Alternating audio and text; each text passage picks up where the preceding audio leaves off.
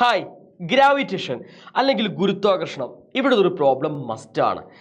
പക്ഷേ ഈ പ്രോബ്ലം ചില കുട്ടിയെ കുറച്ച് കൺഫ്യൂഷനാണ്. അത് തീർക്കേണ്ടതുണ്ട് അല്ലേ? അപ്പോൾ നമുക്ക് നല്ല അടിപൊളിയായി തീർക്കേണ്ടതുണ്ട്. അപ്പോൾ നമ്മൾ എല്ലാവരും ക്വസ്റ്റ്യൻ വായിച്ച് വെക്കുക. ഒറ്റ കാര്യമുള്ളൂ, 10 കിലോഗ്രാമുള്ള ബോഡി ഉണ്ട്. ആ ബോഡീൻ്റെ മാസും വെയിറ്റും ഒക്കെ നമ്മൾ കാണാൻ വേണ്ടി പറയും. ചിലപ്പോൾ അത് സെൻറ്ററിൽ കൊണ്ടുവയ്ക്കും, അപ്പോൾ അവിടെയുള്ള മാസും വെയിറ്റും കാണാൻ വേണ്ടി പറയും. ചിലപ്പോൾ അത് ജൂപ്പിറ്ററിൽ കൊണ്ടുപോയി വെക്കും, അവിടെയുള്ള മാസും വെയിറ്റും കാണാൻ വേണ്ടി പറയും. അത്രയേ ഉള്ളൂ. ക്വസ്റ്റ്യൻ വായിച്ചല്ലോ, സിമ്പിൾ ക്വസ്റ്റ്യൻ ആണ് അല്ലേ? നമുക്ക് 1 by 1 ചെയ്ത് നോക്കാം. Find the weight of the body in earth ആണ് ആദ്യം കാണേണ്ടത്. ഓക്കെ, അപ്പോൾ നമുക്ക് എന്താ തന്നിരിക്കുന്നത്? നമുക്ക് ആദ്യം മാസ് തന്നിട്ടുണ്ട്. അപ്പോൾ നമുക്ക് എന്ത് ചെയ്യാം? ആദ്യം മാസ് എത്ര എഴുതാം. Mass is equal to 10 kilogram ആണ്. ഇനി എർത്തിലെ വെയിറ്റ് കാണാൻ പോവാണ്. അപ്പോൾ നമ്മൾ പറയുന്നു വെയിറ്റ് ഇക്വേഷൻ ഏതാ? mg ആണ്. മാസ് ഇൻറ്റു ഗ്രാവിറ്റി ആണ്. എത്രയാണ് മാസ്? 10 ആണ്. എത്ര gravity?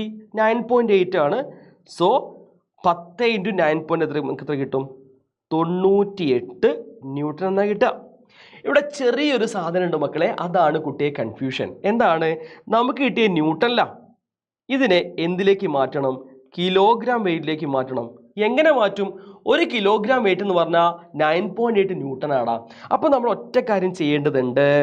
Wait in kilogram wait കാണുമ്പം നമുക്ക് കിട്ടിയ വാല്യൂ 98 ഇല്ലേ, അതിനെ നമ്മൾ 9.8 കൊണ്ട്, കാരണം 9.8 കിലോഗ്രാം 9.8 ന്യൂട്ടൺ 1 കിലോഗ്രാം വെയിറ്റ് എന്ന് പറഞ്ഞാൽ, അപ്പം നമുക്ക് എന്ത് കിട്ടും? 98 by 9.8 നമുക്ക് ചെയ്താൽ 10 കിലോഗ്രാം വെയിറ്റ് എന്നാണ് മക്കളെ കിട്ടുക.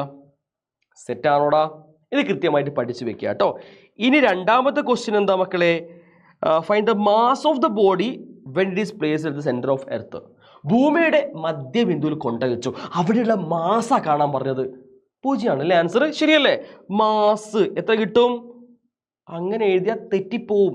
കാരണം mass is A constant factor. Mass ഒരിക്കലും മാറൂല മക്കളെ. എന്താണ് മാറുക? വെയിറ്റ് ആണ് മാറുക. എന്താ മാസ് എന്ന് പറഞ്ഞാൽ? The quantity of matter. ഒരു വസ്തുവിൽ അടങ്ങിയിരിക്കുന്ന ദ്രവ്യത്തിൻ്റെ അളവാണ്. ആ അളവ് ഞാനിപ്പം ജൂപ്പിറ്ററിൽ കൊണ്ടായാലും പ്ലൂട്ടോയിൽ കൊണ്ടായാലും പിന്നെ മൂണിൽ കൊണ്ടായാലും ഒന്നും മാറ്റം ഉണ്ടാവില്ല. ക്ലിയർ ആണോടാ? സെറ്റാണോ? അപ്പോൾ മാസ് കോൺസ്റ്റന്റ് ആണ്. അതുകൊണ്ട് മാസ് ഇവിടെ തീർച്ചയായിട്ടും തന്നെയായിരിക്കും, 10 കിലോഗ്രാം തന്നെ ആയിരിക്കും കേട്ടോ. ക്ലിയർ ആണോ? ഇനി എന്താ പറഞ്ഞത്? നമ്മളോട് വ്യാഴത്ത് കൊണ്ടുപോകാൻ പറഞ്ഞു. വ്യാഴത്തിൽ, ജൂപ്പിറ്ററിൽ അതിൻ്റെ വെയിറ്റ് കണ്ടുപിടിക്കണം. ചിലപ്പം ജൂപ്പിറ്ററിന് പകരം ആരാണ്ടാവുക? മൂണാണ്ടാവുക, അല്ലെങ്കിൽ വേറെ ഏതെങ്കിലും പ്ലാനറ്റ് ഉണ്ടായിരിക്കും. ഏത് പ്ലാനറ്റ് അതിൻ്റെ ഗ്രാവിറ്റി കൃത്യമായി തന്നിട്ടുണ്ടായിരിക്കും. അത് വെച്ച് ഞാൻ കണ്ടുപിടിച്ചാൽ മതി. വളരെ സിമ്പിളാണ് കേട്ടോ. അപ്പോൾ നമുക്ക് നോക്കാം. മാസ് എത്ര തന്നെയാണ്? മാസ് 10 കിലോഗ്രാം തന്നെയാണ്. അപ്പോൾ നമ്മളോട് വെയിറ്റ് കാണാൻ പറഞ്ഞാൽ എന്താ ഇക്വേഷൻ? mg ആണ് ഇക്വേഷൻ. m എത്രയാണ്? 10 ആണ്. g എത്രയാണ്? g 23.1 അല്ലേ? 23.1 ആണ്. അപ്പോൾ നമുക്ക് 231 ന്യൂട്ടൺ എന്നാണ് കിട്ടുക. ഇന്നെന്താ ചെയ്യേണ്ടത്? ന്യൂട്ടനെ കിലോഗ്രാം വെയിറ്റ് ആക്കണം. അപ്പോൾ വെയിറ്റ് ഇൻ കിലോഗ്രാം വെയിറ്റിൽ നമുക്ക് എന്താ ചെയ്യുക? 231നെ നമ്മൾ 9.8 കൊണ്ട് തന്നെ ഡിവൈഡ് ചെയ്യണം. കാരണം എന്താടാ? 1 കിലോഗ്രാം വെയിറ്റ് എന്ന് പറഞ്ഞാൽ 9.8 ന്യൂട്ടൺ ആണ്. ആഹാ, അപ്പോൾ ജൂപ്പിറ്ററിലാകുമ്പോൾ സാറേ 23.1 കൊണ്ട് ഡിവൈഡ് അല്ല, അവിടെയും നമ്മൾ എത്ര കൊണ്ട് ചെയ്യണം? 9.8 കൊണ്ട് ചെയ്യണം കേട്ടോ. അപ്പോൾ നമുക്ക് എന്താ കിട്ടുന്നറിയോ? 231 by 9.8 ചെയ്താൽ നമുക്ക് കിട്ടുന്ന വാല്യൂ 23.57 ആണ് കേട്ടോ. ഇത്രയും കിലോഗ്രാം വെയിറ്റ് ആണ് മക്കളെ. സോ ഇതേപോലുള്ള ഒരു ചോദ്യം എക്സാമിന് ഉറപ്പാണ്. നന്നായിട്ട് പഠിക്കേണ്ടതുണ്ട്. ക്ലിയർ ആണല്ലോ? സോ നമുക്ക് എന്ത് ചെയ്യാം? അടിപൊളിയായിട്ട് പഠിക്കാം. വൈകുന്നേരം 7 ഉറപ്പായിട്ട് വരണം.